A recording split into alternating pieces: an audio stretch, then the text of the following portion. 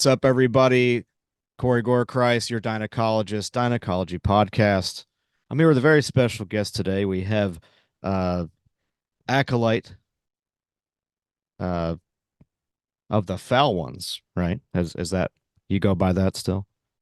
For this one, yes. Okay. We'll redo that so it'll sound better.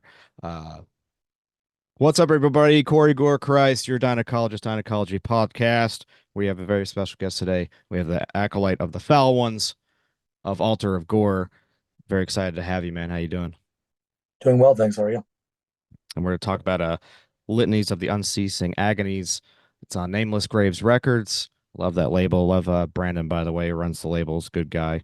Um, so yeah, before we get into the crazy shit with death and all that, we'll talk about the record first. Came out May 17th. Talk a little bit about the record process of it and how you're one man band guy, you write everything. So talk a little bit about that. Yeah, well, like a lot of the other ones, it was started in isolation, sitting actually in the exact chair I'm sitting in right now, playing my guitar late at night. Yeah. And, I just, at this point, I just have a strong idea of what I want an Yeah. Altar of Gore song or album to sound like. Sure. Yeah. I feel like a common question is like, well, how do you describe this sound? At this point, all I can really say is, well, it sounds like Altar of Gore Yeah. to me. And there's just such an elaborate concept of what that means built into my head. It's kind of difficult for me to describe it, but yeah, just I wrote everything and spent a couple months just tweaking the songs and getting everything the way I wanted it to be. And when I was really happy with everything, I demo stuff out as I go. I program stuff out with the drum machine and Yeah. record all the guitar parts and bass parts just so I can hear what everything sounds like together. And I think that really helps when you're a one man band because you can't rehearse it in a room with other people and hear how it Yeah. sounds together. You have to kind of make that happen for yourself. And when I was a teenager, I started playing guitar before anything else. And Yeah. obviously, no one in my town when I was like 15 could play blast beats. So using the drum Yeah. machine to put stuff together has been part of my process since I started, basically. So I think that's a major reason why I can keep it all straight in my head. It's just because I can remove it and listen to it and go from there. Yeah. Yeah. And then, yeah, I just kept doing that. And then one day I said, all right, we're going to go into the practice space and I'm going to set up a bunch of mics. And I did all the drums in a day, which is really horrible. I wouldn't Yeah. recommend Yeah. anybody do it that way if you can help it. But I don't like to risk if something gets moved overnight or something like that, or Sure. I Yeah. screw something up. So I'm just going to fight through the pain and do it. And I did. Mm. The guitars, thankfully, were a lot more leisurely and bassing was a lot more leisurely. Yeah. But yeah, that's pretty much it. And everything else just kind of fell into place from there. Yeah. And how long did it take you to record everything? Well, again, the drums were all done within a day, and then the guitars I did in one session. I reamped them this time. I don't know if that's still a dirty word or not, but I live 45 minutes away from my practice space, and I Sure. like to maximize my time when I'm there.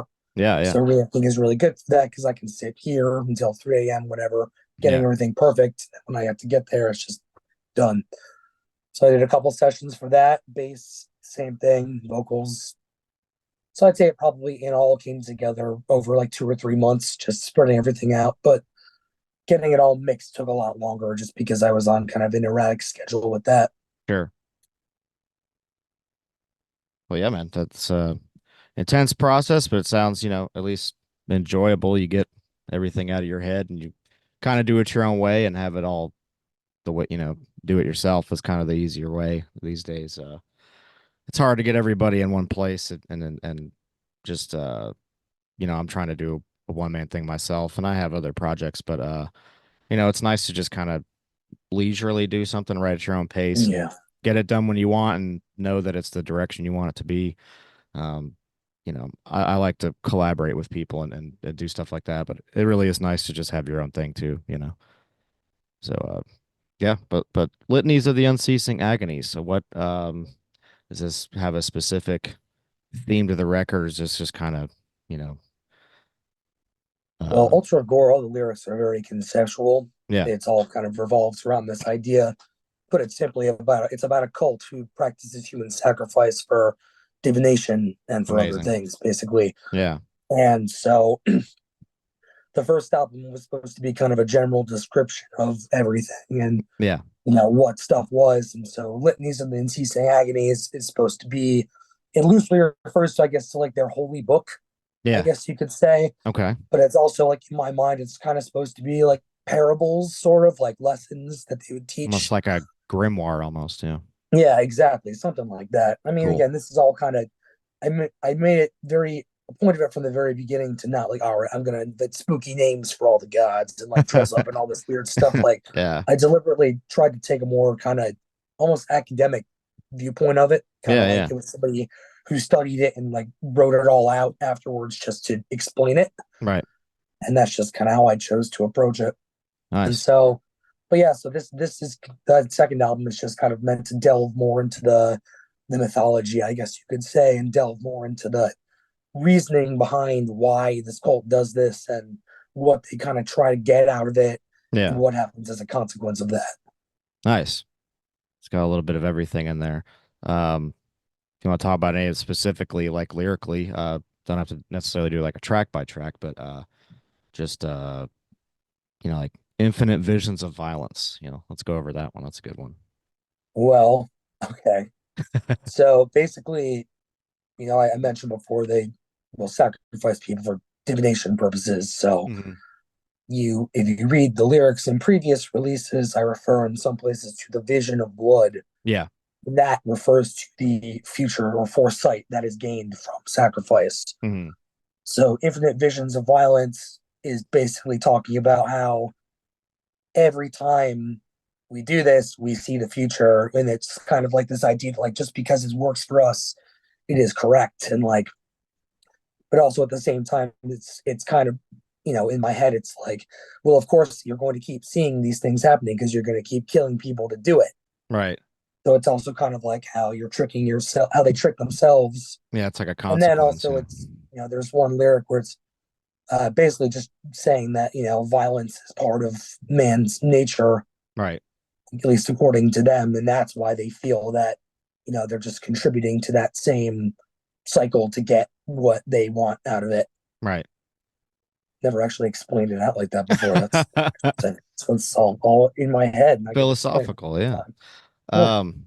Um, so where does this, the main thing, um, this podcast is about and what I wanted to differ from other ones I've done in the past is really to actually figure out where this kind of thing comes from. Like you thought of this amazing concept, which, it's not like it's completely original, but for you and what your exact story you're telling it is, people are familiar with human sacrifice and blood cults and things like that. But and in the metal world, it's definitely not uncommon. But this is something I'm interested in morbidly because I enjoy stories. It seems kind of a little fantastical in a way too. Like I have a lot of visions in my head. I guess visions of violence in my head of like when you describe it to me, I get all these like cool, almost like D&D style shit in my head, and just I love that kind of shit. And I'm not even really a avid player of it. I just enjoy that kind of lore of things and stories, like anything just involving a kind of unique, expansive universe, something you can always build upon. Um, and this is just essentially badass. So what I want to get into is, what do you have like actual experiences with things like this, or is it just like why does this interest you? Well, I mean, I've kind of been interested in death, or just thinking about death and what it means for people for some time now, and I've kind of gone through a lot of different like ideas Sure. about what it is and what it means for people. I have an old project of mine called Luke's Absentia, which is like a Hmm. black metal band I did just for fun years Yeah. ago. I recorded an album with it and never put it out or anything, but that was kind of when I was writing the lyrics. That was kind of the peak of my interest in death, Right. nihilism, and like how these all tie in. And like the name of the album is Worship Nothing, so you Yeah. can kind of see where I was at. Yeah. And there's a song in there called Endless, Aimless, Ruthless Power. And that was kind of the whole idea is that death is this endless, aimless, ruthless power. Like Yeah. claims everybody, takes everybody in the end, no matter what. Aimless, because I don't believe it's like a conscious thing. It's just Right. the end. Ruthless, because it doesn't ever stop and won't. Yeah. And its power because it's a powerful thing. So I guess I was deifying it to some extent in my Yeah. head. In like this idea of like death worship and Right. morbidity, all that stuff. So these are themes that we hear time and time again in Hmm. metal. And this is kind of where my head was at um when I wrote that. And to some extent I still believe some of that stuff.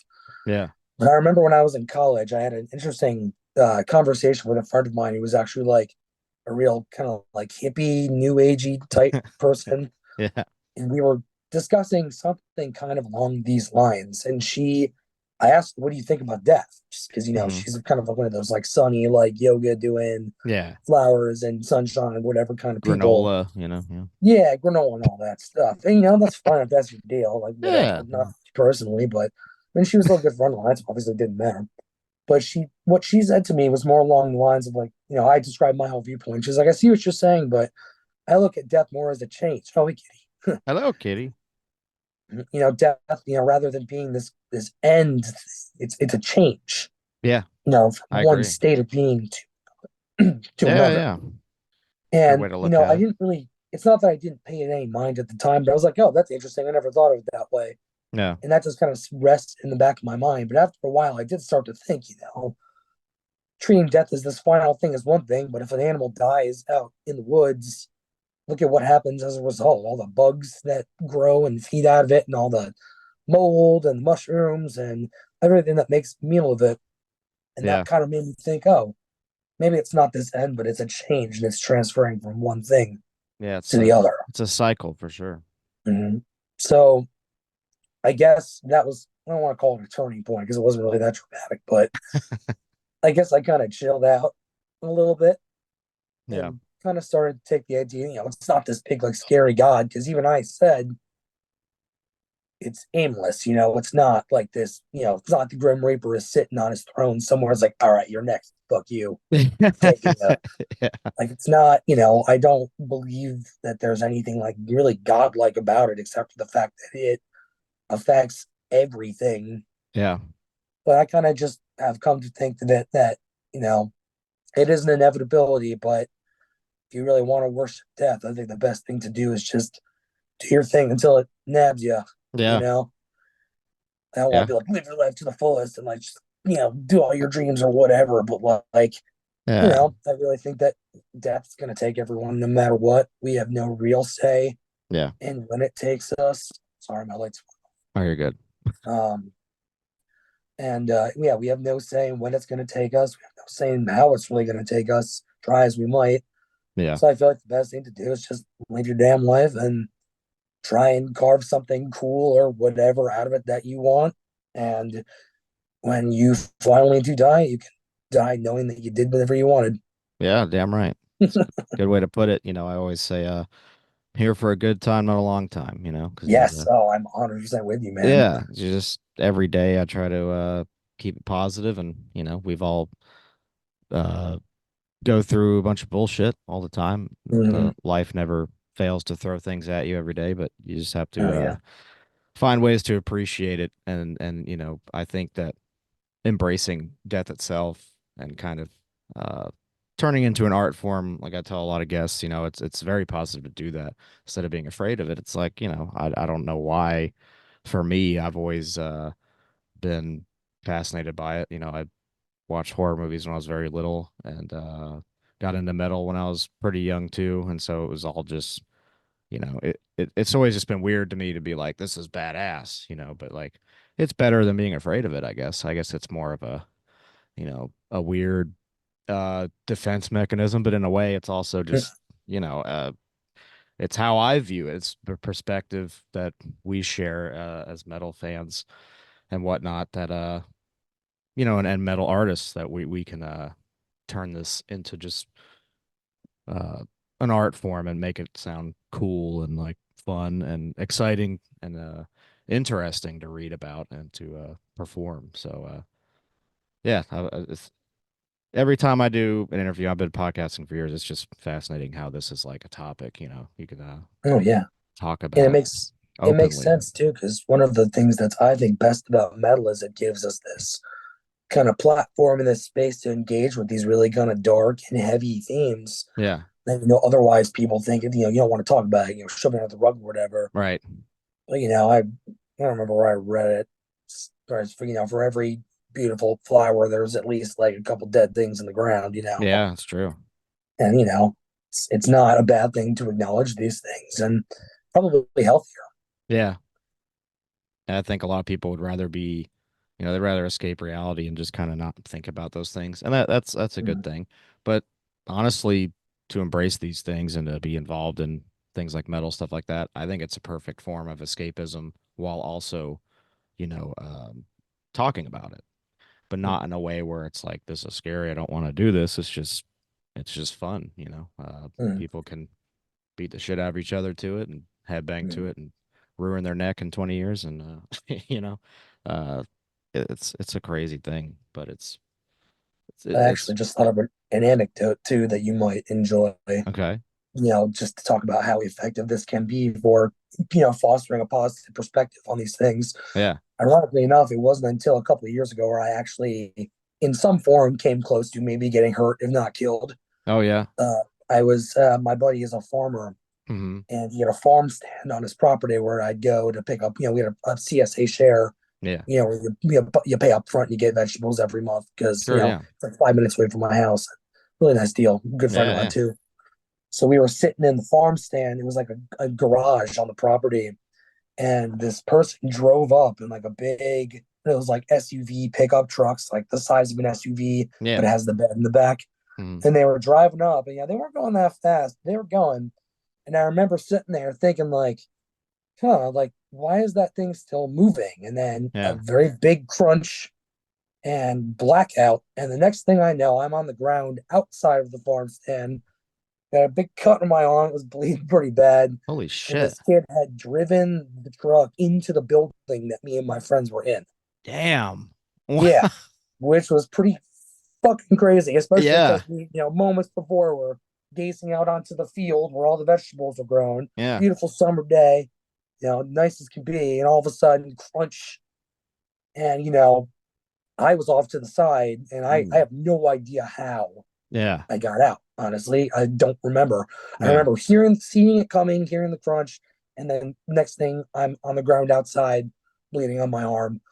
Damn. And the first thing I heard my other friends call out, so I knew they were okay. And the first thing we were always hit, we were looking for the dog to make sure the dog was Yeah. okay. All right. So I would say that's I'm not going to pretend like this dude was doing like 90 going into this farm stand Right. because he wasn't, but it was still a big ass truck. Yeah. And as the gun got hurt, maybe killed. I don't know. But all I'm saying is I'm grateful because, having engaged with a lot of this stuff before and like, just having thought about it and put some of my brain into thinking about mortality, Yeah. I walked out of there just like, oh shit, that was scary as hell. Cool story. Yeah. You were a little more And, mentally I was able prepared. to Yeah. walk out with like a pretty all right perspective on the whole thing. And I'm not saying that again, it was so bad that anyone else would have freaked out because who the fuck knows? You never know until you're actually there. Yeah. But I feel like just having a slightly healthy perspective on it helped me out there. Wow. Yeah. So Absolutely. there's a good anecdote for a discussion about death. I'm glad you're all right. And that was just, I mean, obviously you have to go to the hospital or anything. No, no, I mean it was just a scratch. Like it wasn't, Wow. I seen it like I like playing it down, but Yeah. it wasn't like I was like gashed or anything. We were Right. lucky because nobody really got hurt, Yeah. but So still, was it more of the impact of the vehicle or was it from the building getting struck that hit you? Or you I don't have no even, idea. yeah. I That don't know. just happened. It just Wow. happened. I didn't have the cuts before, and I did after I woke up. So Yeah. I just woke up. I felt like I blinked. I just Yeah. blinked over my eyes, and I was outside. Wow. Yeah, that it remains certainly one of the crazier experiences of my life. But Yeah. I'm glad I made it out too. So did any of that give you any additional perspective that you could build upon, or was it just kind of like well, that was lucky? Ironically enough, I think it may have taught me more of a life lesson, which is that sometimes shit comes at you fast. Yeah. Yeah, Yes, it does. But and thankfully not too fast. yeah, not fast. And no, there's no warning bell or music to prepare you either. Yeah. Yeah, just something like that too is just, I mean, you can't see that coming. It could be best day of your life, and then that happens, and it be a Yeah, lot less fortunate. Um, yeah, it's yeah, but interesting that, you think about how the perspective, how you don't really know how to test it out. You just think like, oh, I'm used to all this kind of stuff until something like that happens. And then, like you said, like, I mean, that had to have contributed to it because I was just kind of like, oh, well, that's cool.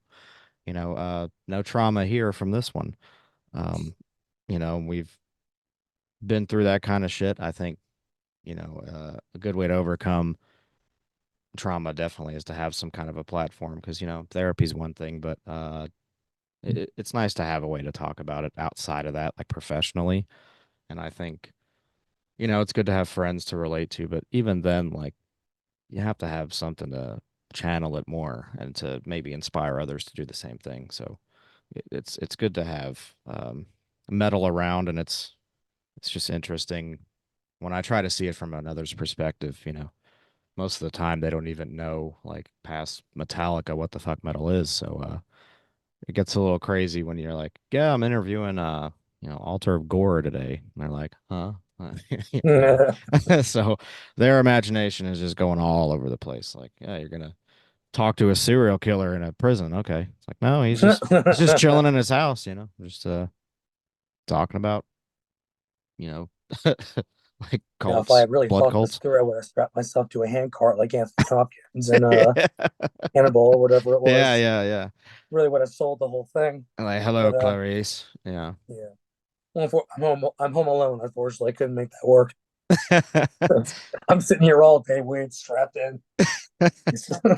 Like, God, when is it gonna be 7 o'clock? Uh, but yeah, I feel like that's what a lot of people think, and that's kind of cool, to be honest. Um, but we're just like normal people.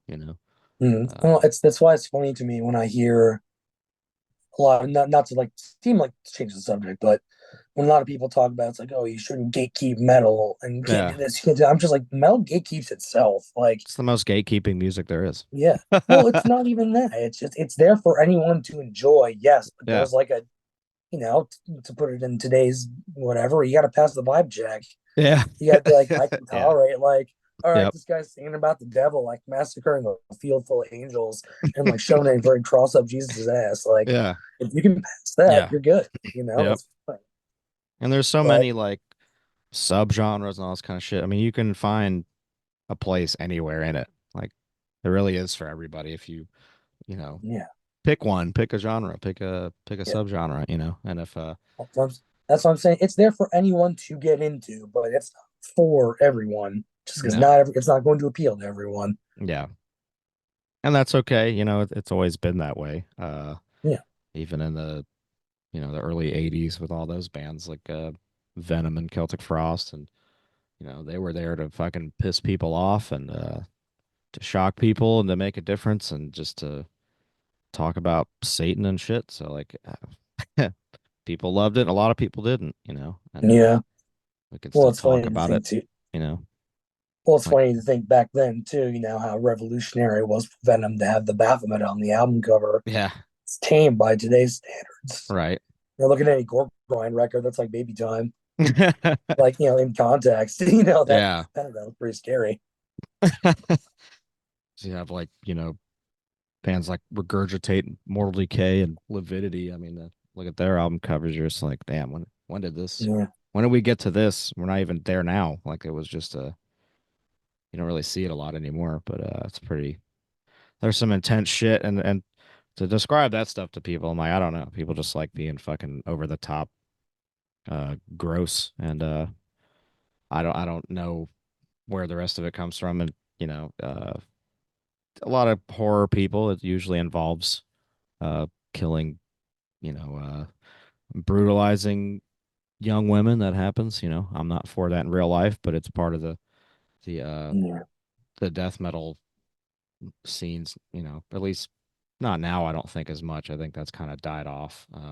It's changing. I think Yeah, people are more conscious, being a little more equal opportunity with exactly. Yeah. who is theoretically being brutalized in a song, Yeah. which is probably not a bad. I Like know I it's not a said, bad. it comes from like a true crime perspective and just like, slasher style horror themes. But yeah, like you said, I think now it's more people would rather tell more stories than just kind of retread on like old Cannibal Corpse shit, Mhm.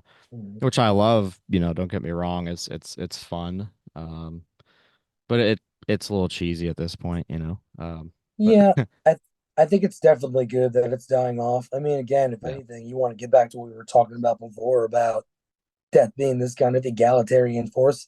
yeah, I mean, it's not just young women that get killed; it's a lot of people. I mean, yeah, a lot of young women do get killed, probably disproportionately in many situations. But absolutely.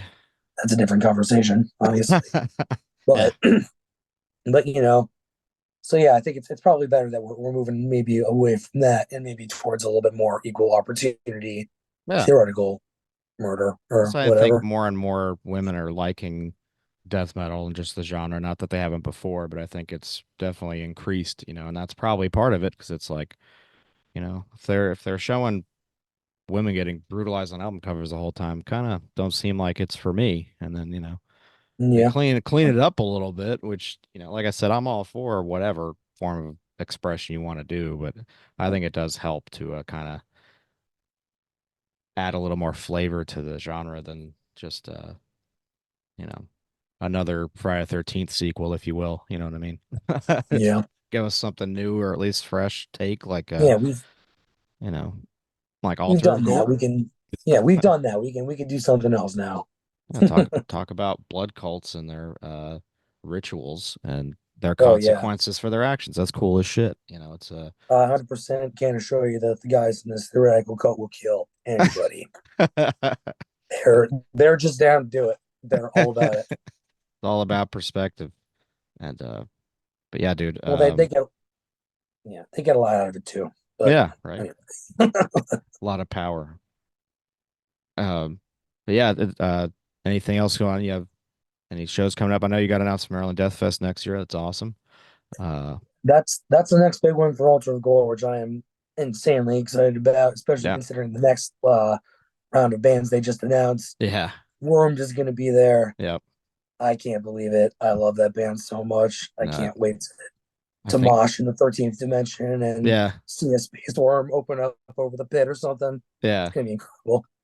yeah. I don't think I've seen Wormed yet, so that's gonna be fun. I Um, haven't either.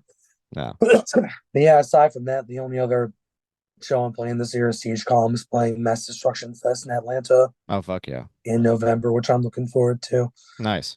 Going south in the fall is always smart. Yeah, Eat some biscuits and gravy or something. damn right. Yeah, yeah. Atlanta's That's usually in my spot because I live in Tennessee, so usually we don't get a lot of metal shows. Usually Atlanta gets everything, so that's usually where I travel, about 3 hours, and it's a lot hotter down there in the deep yeah. south. I So can. I got a it's lot not. of respect for people in the South, in the middle of the country. Yeah, When we played Texas a couple years ago, I had guys come in. Oh yeah, we drove like 10 hours from New Orleans to see you. I'm like, you did what? yeah, People cry. I live in Jersey. People cry about driving 2 right. hours to New York City on a Tuesday night. And to be fair, you do sit in traffic that most of that time, but Yeah, still, these guys are driving 12 hours to go see a metal show in Texas from New Orleans. Like, forget about it, yeah. man. Absolutely insane. And then playing in Mexico and having people come up to me and say, "Oh, we flew from Colombia to see you." It's crazy. Or when we went to Czechia, the guy told me it took like a 12-hour bus ride from Poland.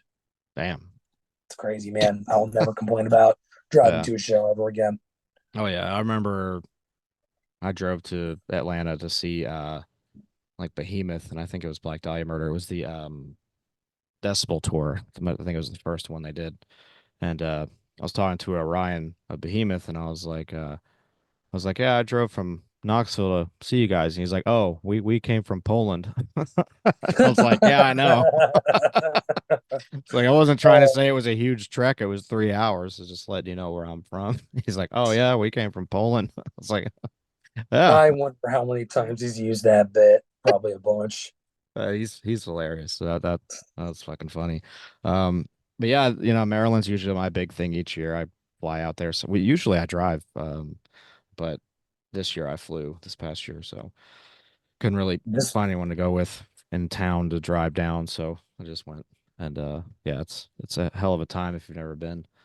That So was actually my first time when yeah. Siege Column played the last one. It was Oh my yeah, first time yeah. going, Okay. which Yeah. which is incredible. I mean, my Yeah. friends have been going like almost every year for 15 years now, Yeah. and they've always been trying to get me to go. I'm like, I don't really like festivals, and turns out I'm not a huge fan of festivals, but I love MDF because Yeah. that was a shitload of fun. It's a lot different 'cause it's not like an open air, it's mostly indoors and the way they did it this year is the setup was really good. Um and I hope they continue that and make it better. But it's definitely a lot better now. More organized. It's all in the same area again. So yeah, I look forward to it. And as more bands get announced and ones cancel and they replace them with other ones, how they do it every year. They do a great Yeah, job of it. So yeah, it's gonna be sick. It'd be good to see Altar of Gore after seeing yeah, Siege Column. So I'm looking forward to playing. fuck yeah. Well yeah, man, this has been awesome. Really appreciate your time and finally got one in with you. I know Yeah, it's been like thank you for your patience. oh anytime, man. I'm glad my voice held out. Seems Yeah. like they were. It's all right. We'll just say, what did David say? He's like, just say that he was screaming at nuns before the interview. I was like, yeah, he might go for that. But yeah, Litanies of Unceasing Agonies by Altar of Gore is out now. You go pick it up and Bandcamp it, Spotify it, whatever. Show them some love. Buy some merch if you have merch. Uh, Definitely show your support. And of course, I'll put links on the bottom of the video when I put it up.